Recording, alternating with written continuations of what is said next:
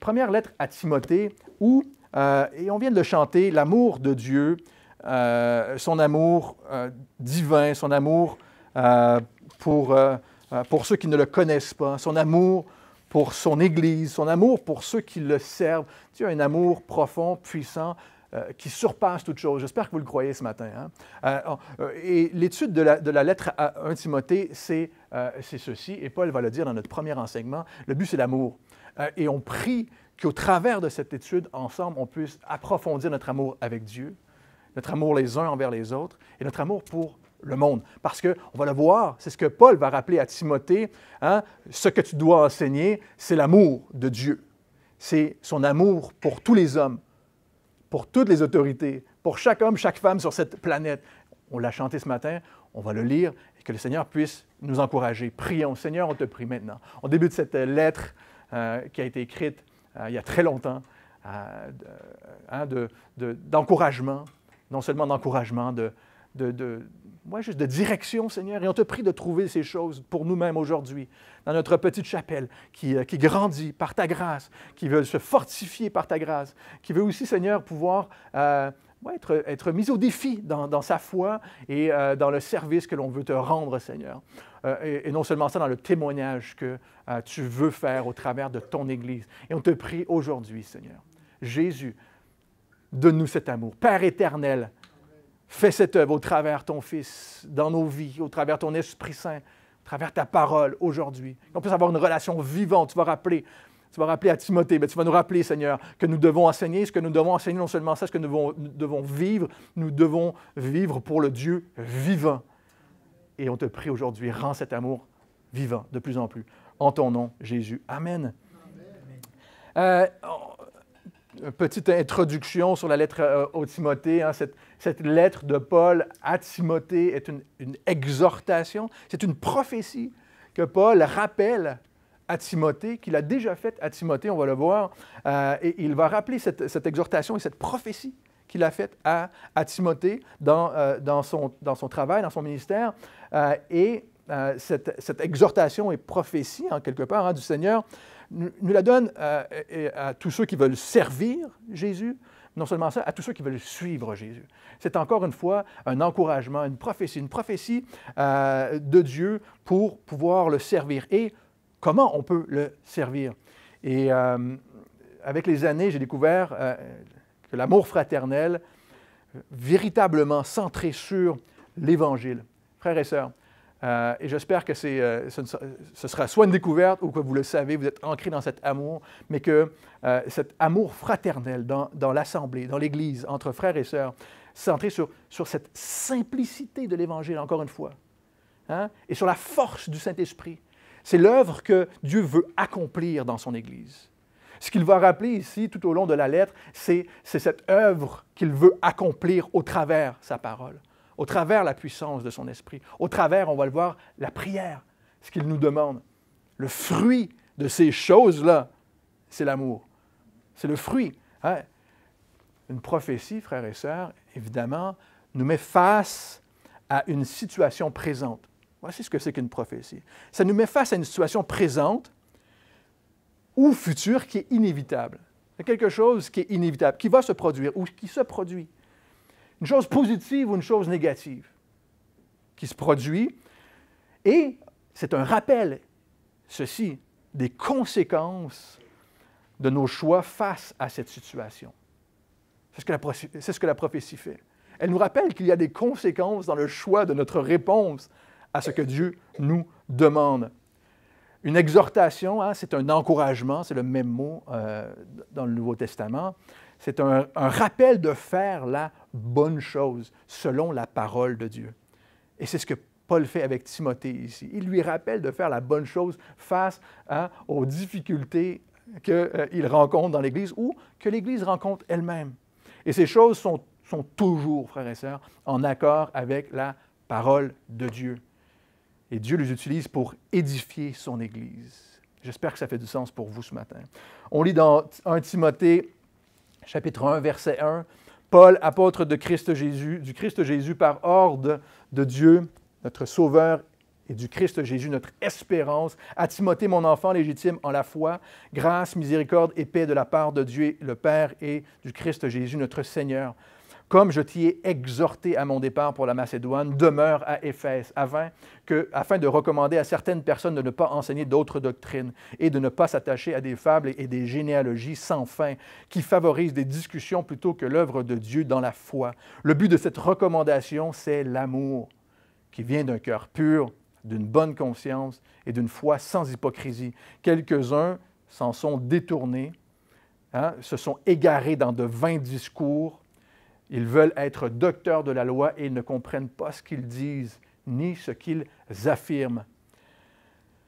Que le Seigneur nous parle encore aujourd'hui. Paul réaffirme son apostolat. Il est l'apôtre du Christ Jésus par ordre de Dieu, notre Seigneur et Sauveur, Christ, qui est aussi notre espérance, il ajoute.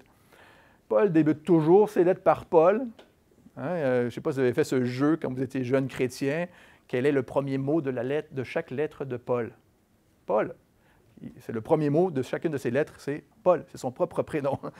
Évidemment, il y avait plusieurs lettres, plusieurs personnes qui se faisaient passer pour Paul ou qui voulaient être comme Paul, qui se prétendaient être apôtres.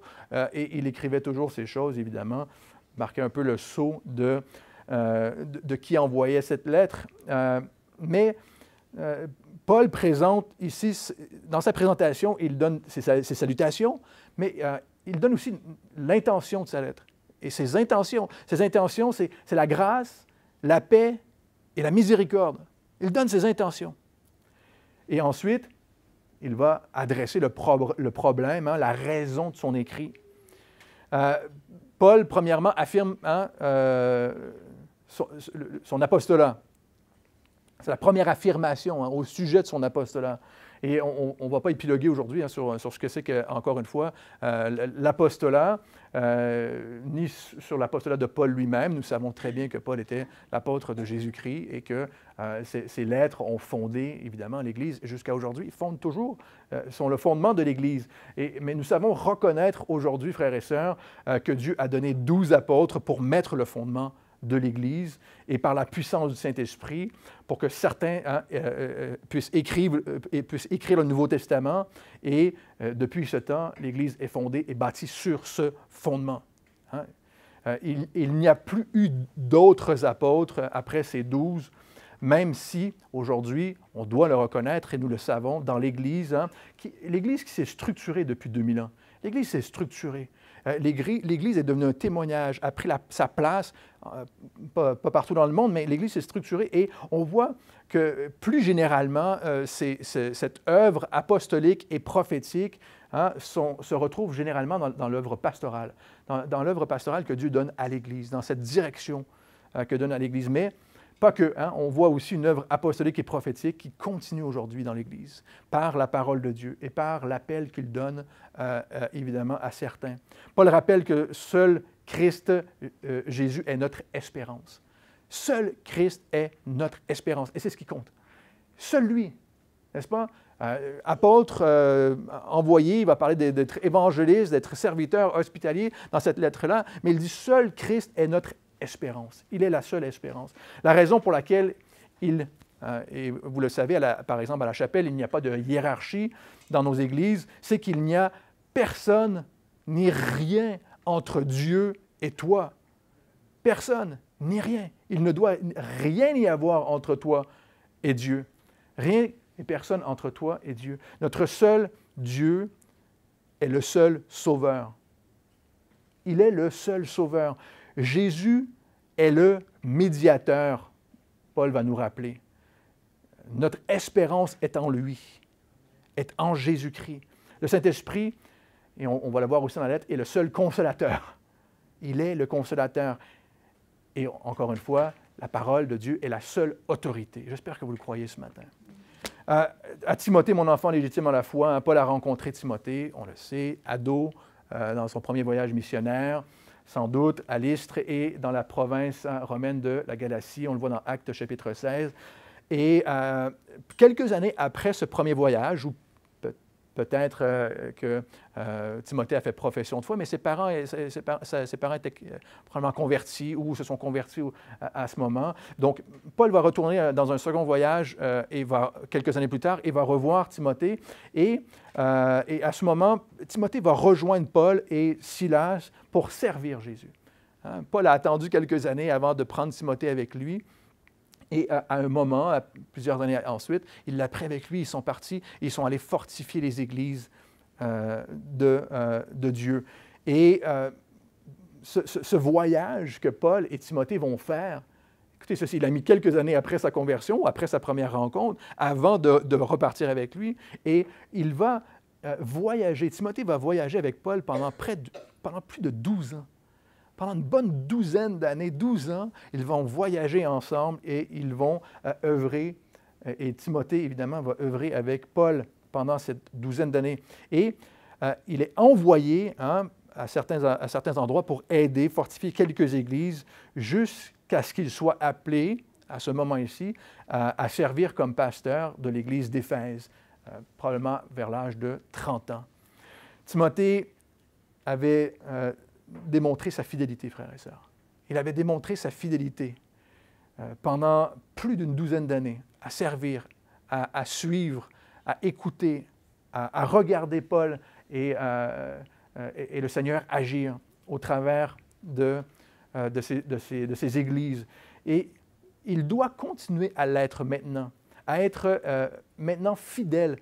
Malgré qu'il est établi comme pasteur à Éphèse, il doit continuer dans cette fidélité. Vous savez, que l'on soit sous l'autorité ou que l'on soit en autorité dans le ministère, la fidélité, écoutez ceci, la fidélité est le fruit de la puissance de Dieu dans notre vie, frères et sœurs.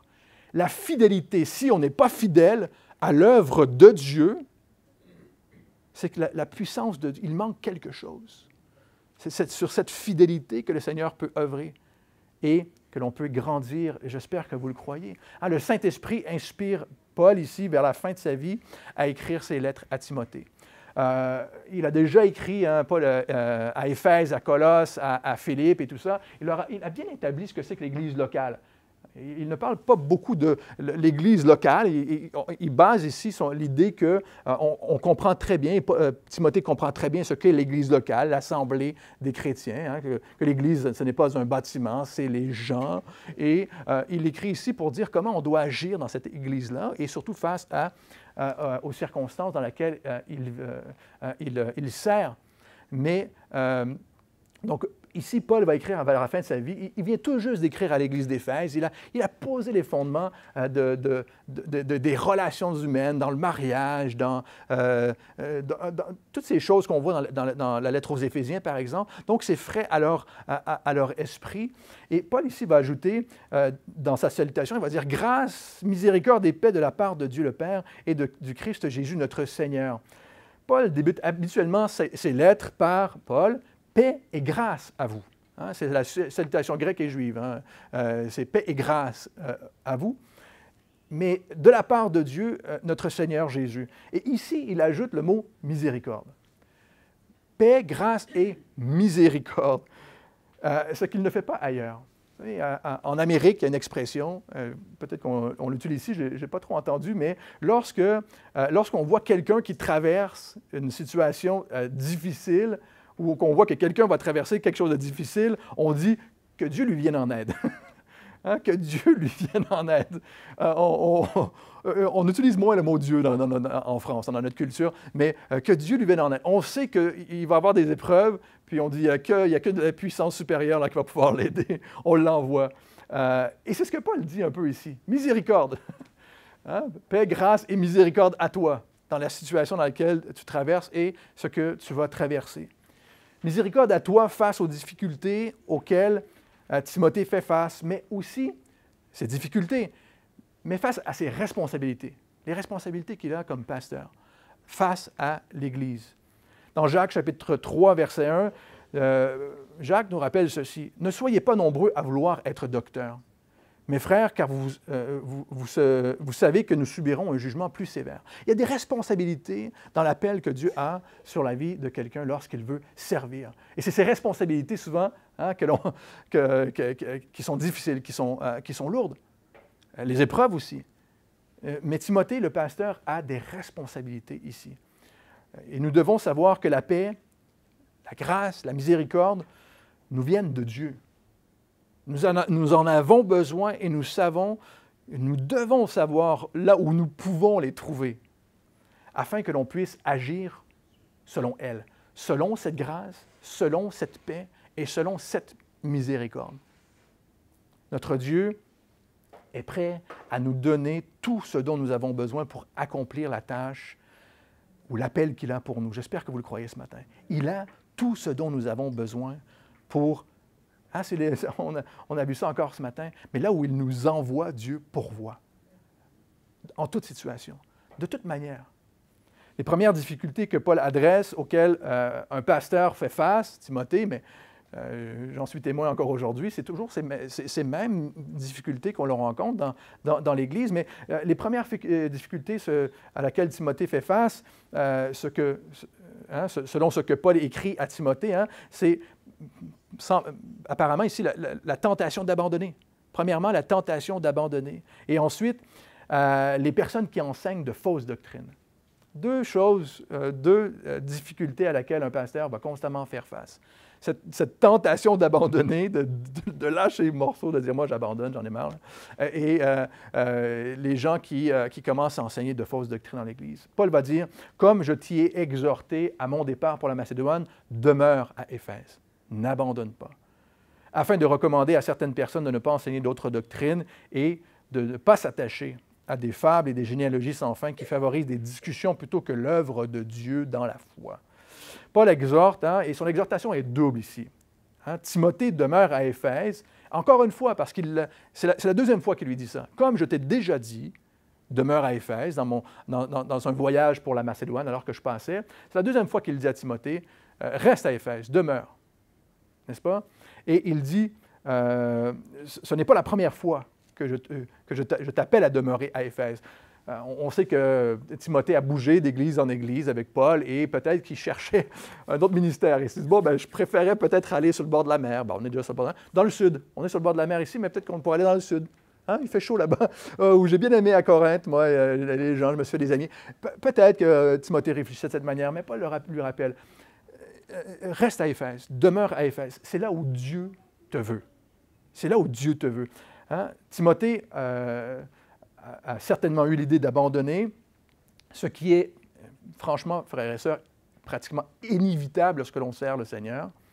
On se demande, pour moi, et premièrement, si on est la bonne personne, est-ce que Dieu veut vraiment utiliser quelqu'un comme moi? Vous posez cette question ici probablement, parfois à propos de mon sujet, mais je me la pose moi-même. Est-ce que Dieu veut vraiment utiliser un gars comme lui? Et probablement, on mettait probablement en question le ministère de Timothée aussi. Il va lui dire plus loin que personne ne méprise ta jeunesse. Mais le Seigneur exhorte Timothée au travers de Paul. Écoutez ceci. C'est le Seigneur qui exhorte.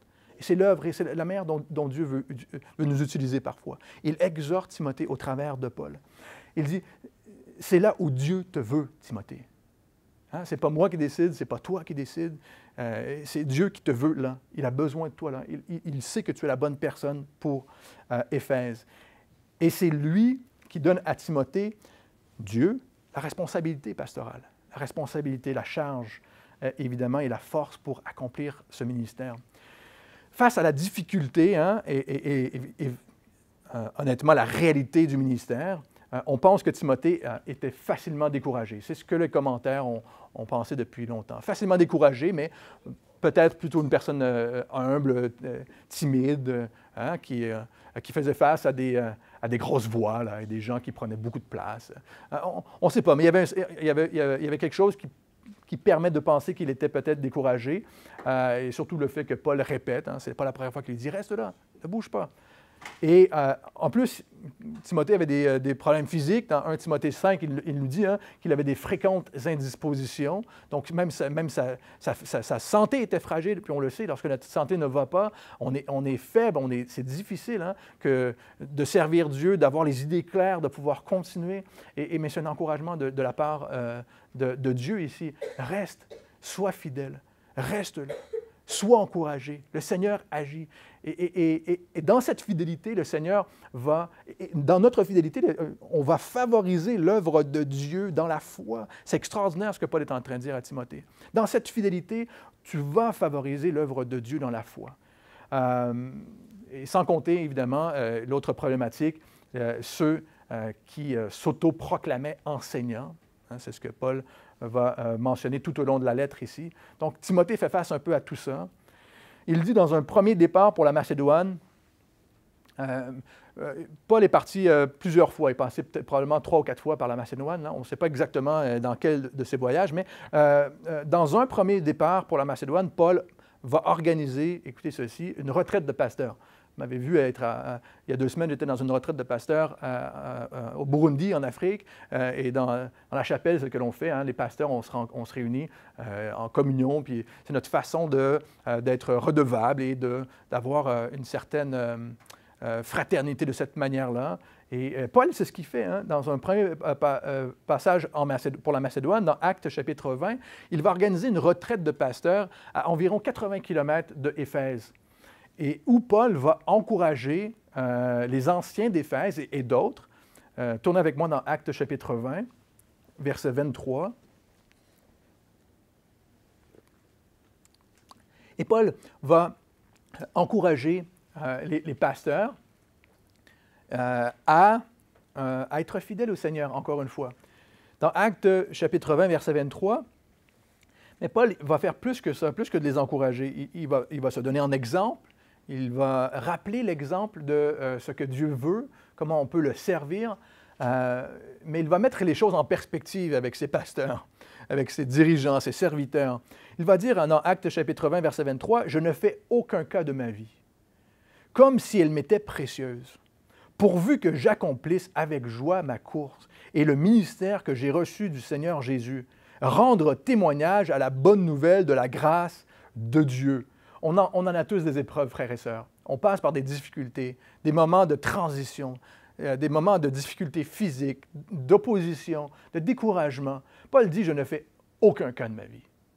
Je veux être fidèle au Seigneur pour pouvoir le servir, pour pouvoir annoncer l'Évangile. J'espère que c'est le désir de votre cœur ce matin. J'espère que c'est le désir de votre cœur de pouvoir continuer à faire ça. Ensuite, Paul exhorte donc Timothée, son exhortation est double, à rester à Éphèse, et ensuite, il exhorte Timothée à recommander à d'autres personnes. Je t'exhorte à recommander à d'autres de ne pas enseigner d'autres doctrines. Le même mot ici, recommander, le même mot que commandement, à commander. Il dit de commander à d'autres.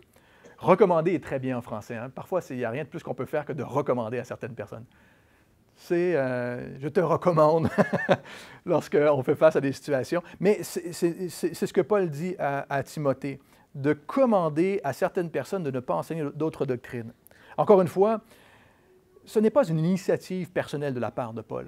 Ce n'est pas son initiative personnelle, c'est selon le commandement de Dieu, selon la doctrine de Dieu, selon la parole de Dieu. Ce commandement, il est fondé dans une seule chose, c'est sur ce que Dieu dit, selon ce que Dieu dit. Paul recommande aussi à certaines personnes de ne pas s'attacher à des fables et à des généalogies sans fin.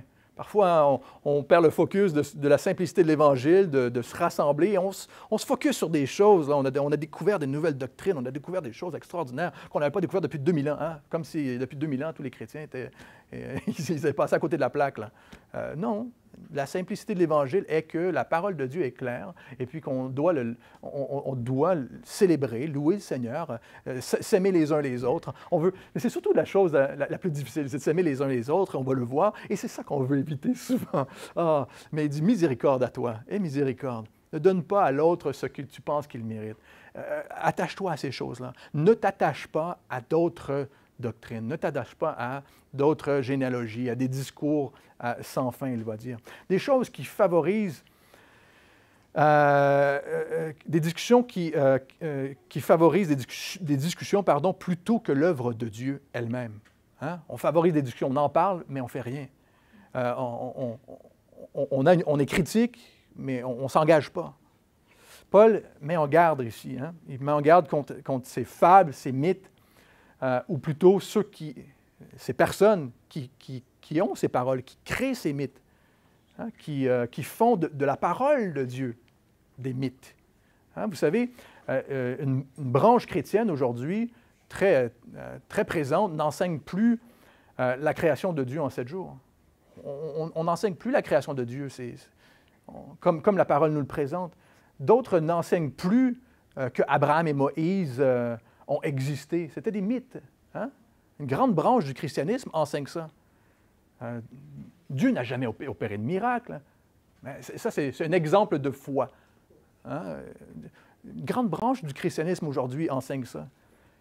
Jésus n'a pas pu nourrir des foules miraculeusement. On sait que c'est une image. Dieu ne guérit pas les lépreux. Dieu ne guérit pas les aveugles. Dieu ne parle pas prophétiquement. Dieu œuvre, frères et sœurs. Il œuvre par sa puissance. Il l'a toujours fait, il le fait encore aujourd'hui. Mais c'est lui qui œuvre. Nous voulons favoriser l'œuvre de Dieu. J'espère que c'est votre désir aujourd'hui. Paul dit ces discussions, hein, on parle de choses stériles. Hein, on se détourne de l'œuvre de Dieu pour parler de choses stériles, des discussions qui viennent de la tête. Hein, moi, je suis un docteur et c'est ce qu'il va reprocher à ces gens. Des choses stériles, sans fondement ni but, qui n'ont aucun but, qui n'est pas profitable, qui ne font que créer la confusion, qui créent des querelles, des séparations, des divisions, qui n'a aucun bon effet. Aucun bon effet. À cette époque, on avait cette passion hein, pour les généalogies. En fait, on se qualifiait on se qualifiait selon notre nom de famille, selon nos origines. On sait à un certain moment, Paul a dû même se justifier hébreu, né d'hébreu, vous savez. Mais on faisait des territoires, hein, puis ça c'est ton territoire, puis ça c'est les gens qui viennent dans notre temple, dans notre assemblée. Moi, je suis d'héritage juif. Moi, je suis d'héritage... On fait ça aussi, hein, les chrétiens. Moi, je suis d'héritage chrétien, donc je suis un vrai chrétien. Mes parents étaient chrétiens. Donc, vous savez, c'est des généalogies sans fin, ça. C'est des discours, des discussions qui mènent absolument à rien, qui sont fausses. Ce sont des traditions faites par des hommes. On établit des traditions faites par des hommes. Mon grand-père a fait comme ça. Mon père a fait comme lui. Aujourd'hui, on va faire pareil. Vous savez? Pasteur Chuck Smith disait, il y a des discussions honnêtes et il y a des questions malhonnêtes. Il y a des questions honnêtes et des discussions honnêtes et il y a des discussions et des questions malhonnêtes. Il y a des gens qui posent des questions uniquement parce qu'ils cherchent la querelle, qui posent des questions, ils ne veulent pas connaître la vérité. Ils ont déjà une position et ils entendent la garder. Ils veulent vous entraîner dans des discussions sans fin. Il y a des gens honnêtes, des gens malhonnêtes. Des questions honnêtes, des questions malhonnêtes. Ils veulent que vous preniez position pour pouvoir vous attaquer sur cette position. Simplement. C'est ce que j'appelle, selon Pasteur Chuck Smith, une question malhonnête. Une question qui ne recherche pas vraiment une réponse, mais qui veut attaquer.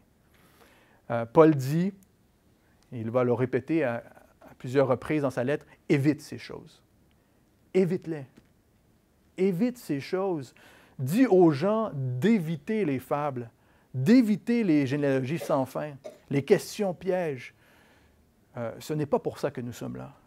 Ce n'est pas le témoignage que nous voulons rendre. Notre but, c'est de nous édifier les uns les autres. Nous édifier, pas de nous faire du mal, frères et sœurs. Hein? Ce n'est pas de nous déchirer les uns les autres, de nous défier les uns les autres. Notre but véritable est de nous édifier, nous exhorter, nous construire les uns les autres dans l'amour de Dieu. J'espère que c'est le désir de votre cœur ce matin. 2 Timothée, chapitre 2, verset 14, je vous le lis. Hein? Voilà ce que tu dois rappeler en adjurant, je t'adjure devant Dieu, qu'on évite les disputes de mots qui ne servent à rien, sinon la ruine de ceux qui les écoutent. Timothée 3, 8, évite les folles discussions, les généalogies, les discordes, les disputes relatives à la loi, car elles sont inutiles et vaines.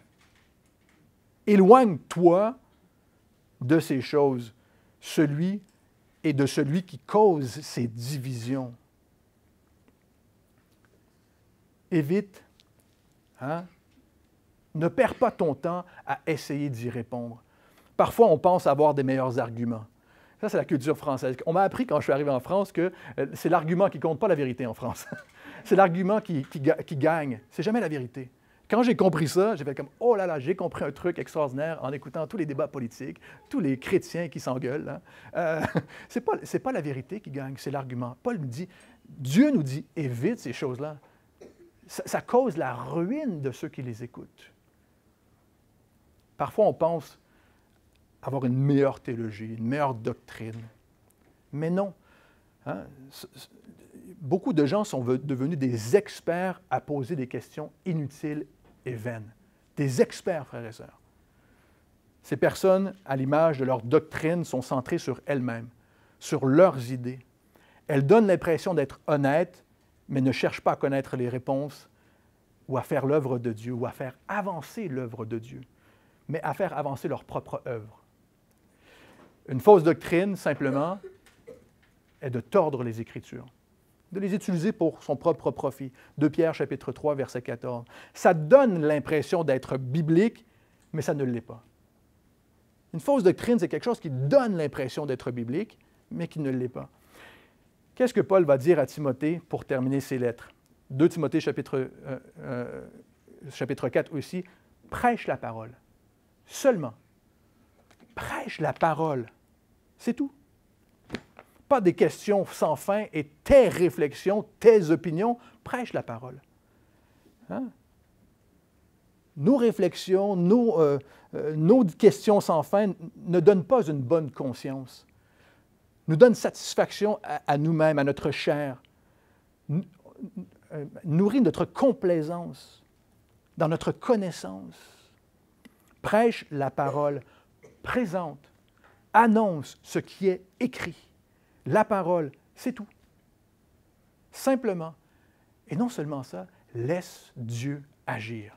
Frères et sœurs, favoriser l'œuvre de Dieu dans la foi, c'est de faire ce qu'il nous demande. Présenter l'Évangile comme il est. Jésus est mort pour tes péchés, il t'a pardonné, si tu lui demandes pardon. Il est ressuscité afin de vaincre la mort. Et vous savez pourquoi il a fait ça? Parce qu'il vous aime. J'espère que vous connaissez la raison de l'Évangile. On connaît l'Évangile, on connaît le fait de l'Évangile, ce que Dieu a fait, mais j'espère que vous connaissez la raison. C'est ce que Dieu nous dit. Prêche ceci. Et laisse Dieu agir. Et ça favorise l'œuvre de Dieu.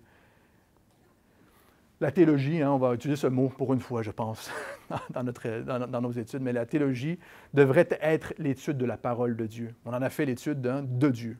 Ma définition préférée du mot théologie, c'est théos logos. Dieu parle. Dieu parle. Dieu parle dans sa parole. Et c'est là où on veut l'écouter. C'est ici, en repassant au travers. Enseigner des doctrines basées sur des fables et des généalogies sans fin favorise des discussions, favorise des disputes. Tandis que d'enseigner la parole de Dieu favorise, et j'aime bien cette traduction que l'on a, l'œuvre de Dieu, n'est-ce pas? C'est l'édification de Dieu, c'est lui qui œuvre. On va laisser Dieu agir dans la foi.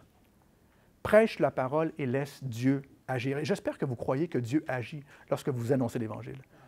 J'espère que vous croyez, comme moi je le crois aujourd'hui, que Dieu agit dans vos cœurs pendant que vous entendez sa parole. C'est Dieu qui agit. À la chapelle, vous ne me verrez jamais taper sur le pupitre ou mettre plein de PowerPoint pour vous convaincre de choses. Ce n'est pas moi, ce n'est pas mon œuvre, c'est l'œuvre de Dieu de vous convaincre. C'est son œuvre à lui de vous édifier. C'est à lui de mettre dans votre cœur l'amour pour lui, pour les autres. J'espère que vous le croyez aujourd'hui. Dieu agit dans les cœurs lorsque la parole est annoncée. C'est son œuvre, son travail, pas le mien. 1 Jean chapitre 2, verset 26, je vous le lis, nous dit « Je vous ai écrit ceci au sujet de ceux qui vous séduisent, donc vous tentent. Pour vous, l'onction que vous avez reçue de lui demeure en vous, et vous n'avez pas besoin qu'on vous enseigne. Mais comme son onction vous enseigne toute chose, qu'elle est véritable et qu'elle n'est pas un mensonge, demeurez en lui comme elle vous l'a enseigné. L'onction, frères et sœurs, c'est le Saint-Esprit. C'est l'œuvre du Saint-Esprit dans vos vies. Jean chapitre 14, verset 26 nous dit, « Le consolateur, le Saint-Esprit que le Père enverra en mon nom, hein, Jésus a dit, c'est lui qui vous enseignera toutes choses et qui vous rappellera tout ce que moi je vous ai dit. » C'est l'œuvre du Saint-Esprit de faire ça. Jean 16, chapitre 13 nous dit, « Quand il sera venu, lui, l'Esprit de vérité, il vous conduira dans toute la vérité. » J'espère que vous laissez le Saint-Esprit vous conduire, frères et sœurs.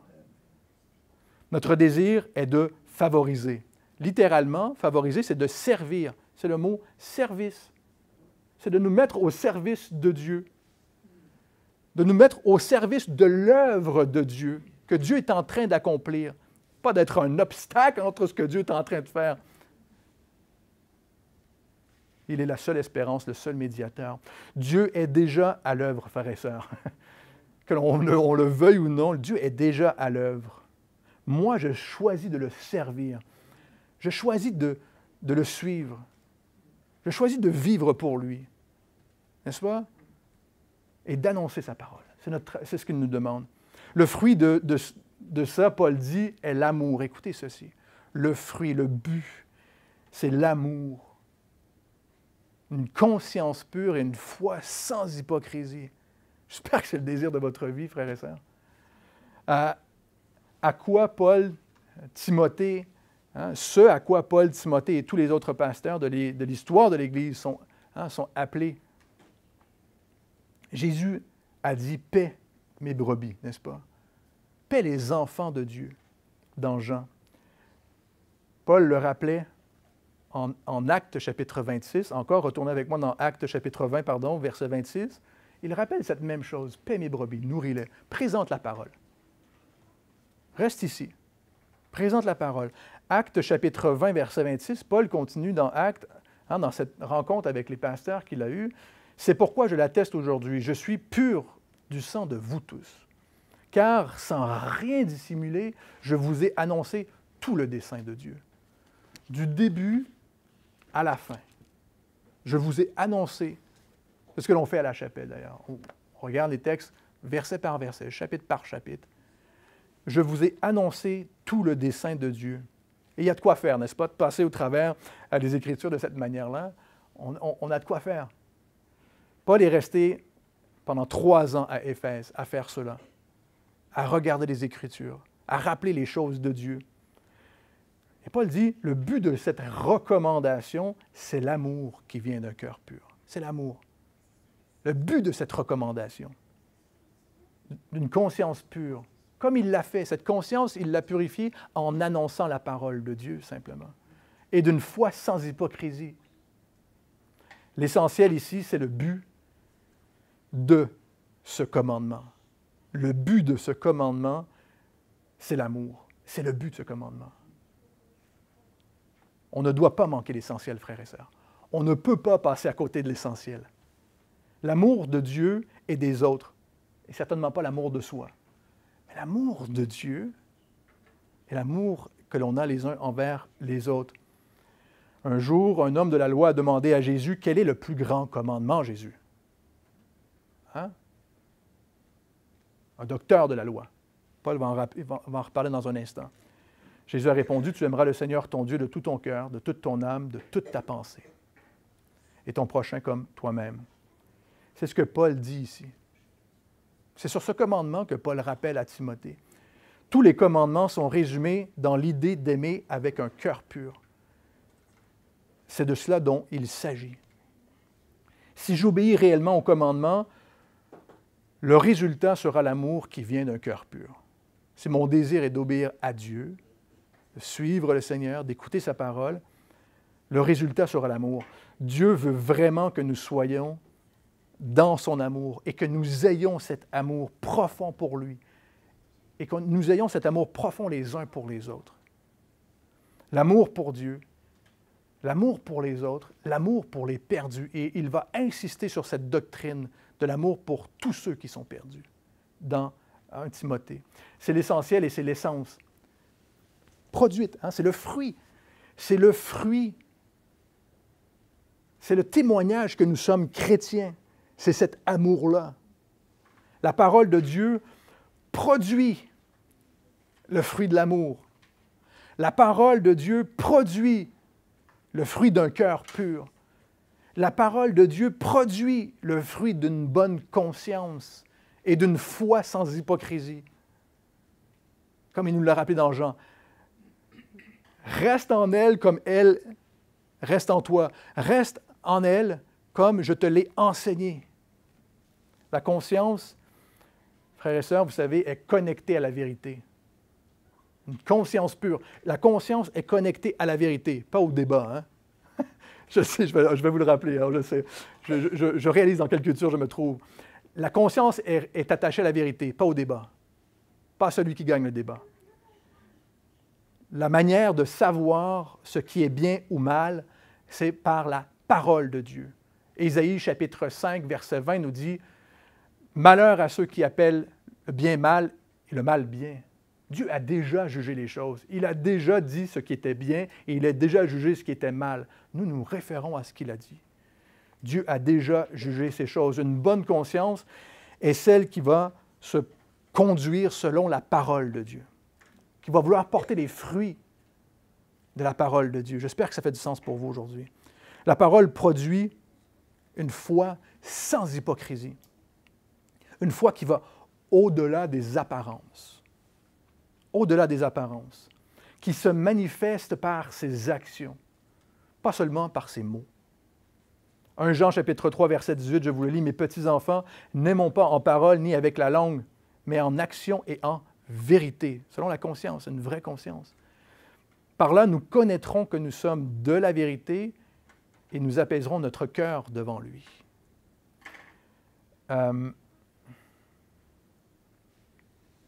Puis, une foi authentique, hein? Cette foi authentique, sans hypocrisie. Paul dit, certains s'en sont détournés. Certains s'en sont détournés, se sont détournés de cela. Hein? Verset 6, 1 Timothée, chapitre 1. Quelques-uns, s'en étant détournés, se sont égarés dans de vains discours. Ils veulent être docteurs de la loi et ne comprennent ni ce qu'ils disent, ni ce qu'ils affirment. S'être détourné de la parole qui produit l'amour, pour s'égarer dans de vains discours, dans des discours vides, n'est-ce pas? Et qui n'agit plus dans l'amour maintenant. On n'agit plus dans l'amour. Ce n'est ni notre intention, ni le fruit de ce qui est produit. Lorsqu'on agit sans l'amour, vous connaissez ce mot, lorsqu'on agit sans l'amour, nous devenons légalistes. C'est ça le fruit d'être légaliste. C'est d'avoir perdu l'amour. C'est d'être loin de cet amour-là. Paul dit qu'il désire être, certains, des enseignants, mais ils ne savent pas de quoi ils parlent. Ils ne savent pas ce qu'ils affirment. Ces gens essaient de ramener les fidèles, les gens, sous la loi. Fais ceci, ne fais pas cela. Écoute-moi, moi je sais, l'autre ne sait pas. On va le voir. Hein? Un autre mot que j'aime beaucoup, c'est l'élitisme. Il n'y a pas de hiérarchie, mais des fois, il y a un élitisme qui s'installe. On va y revenir. Et donc, Paul dit, nous savons bien que la loi est bonne pourvu qu'on en fasse un usage légitime. La loi, elle est bonne, c'est une bonne chose. Elle vient de Dieu, pourvu qu'on en fasse un usage légitime, selon nos intentions, les intentions que Dieu nous a données. Lorsqu'on est légaliste, on prêche la loi. Vous savez, on l'a répété, on va se le répéter à la chapelle.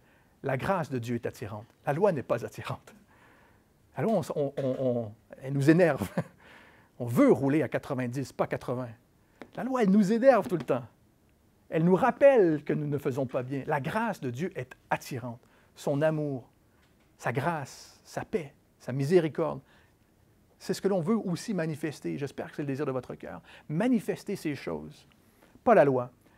La mise en garde de Paul était prophétique. Hein, les faux enseignants, il l'avait déjà dit dans Actes chapitre 20 et il le répète ici. Il le dit, les faux enseignants se sont infiltrés dans l'Église.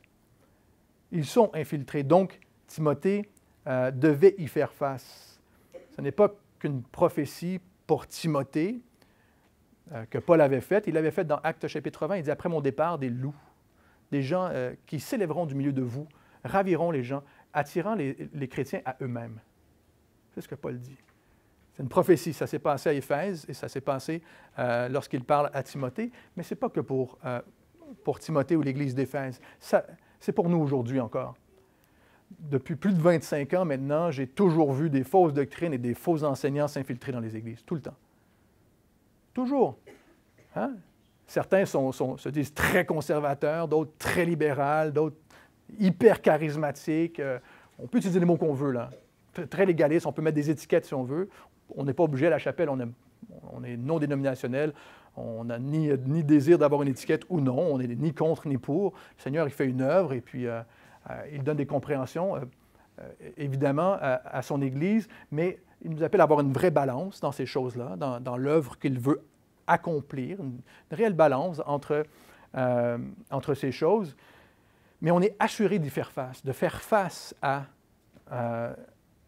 ces faux enseignements, à ces fausses doctrines, à ces faux enseignants, car une des raisons pour laquelle on est assuré d'y faire face, c'est que c'est aussi l'œuvre du diable.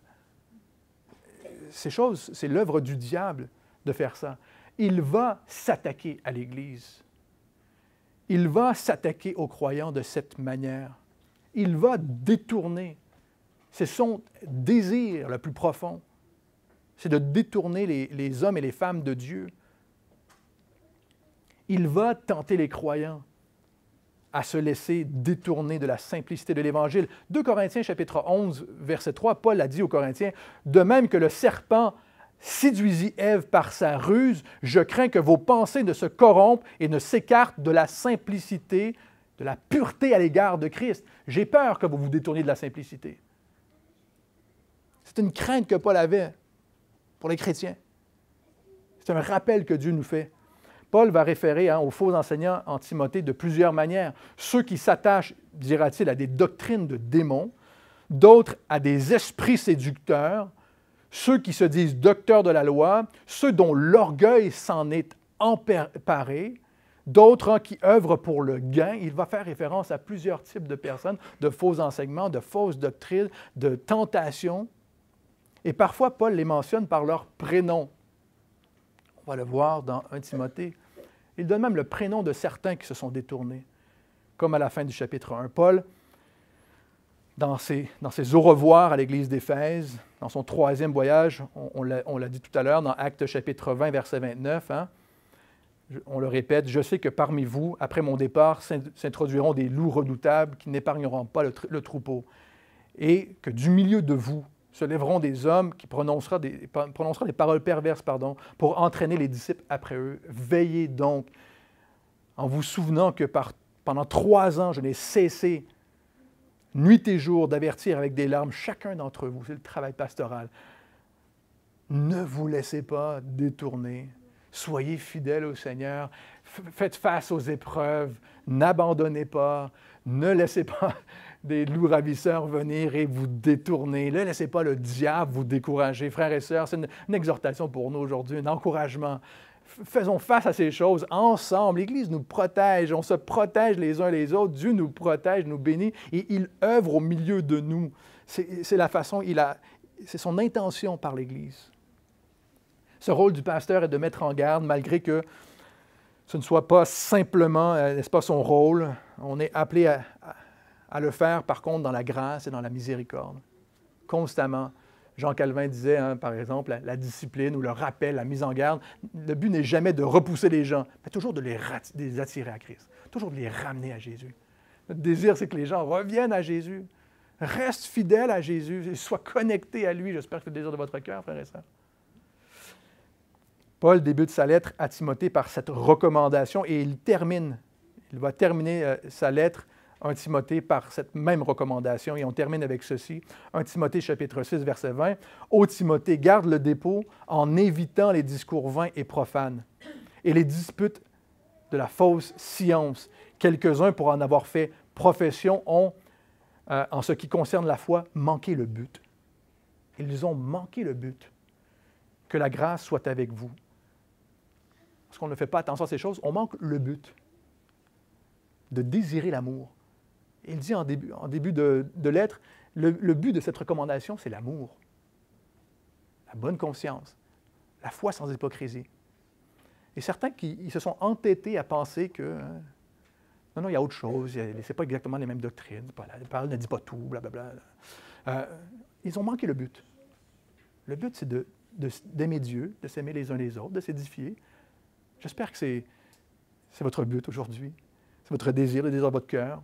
Désirer l'amour. Le message d'exhortation et d'encouragement que Paul a livré à Timothée est le même pour nous aujourd'hui. Exactement le même. Sois fidèle, reste là où le Seigneur t'a placé.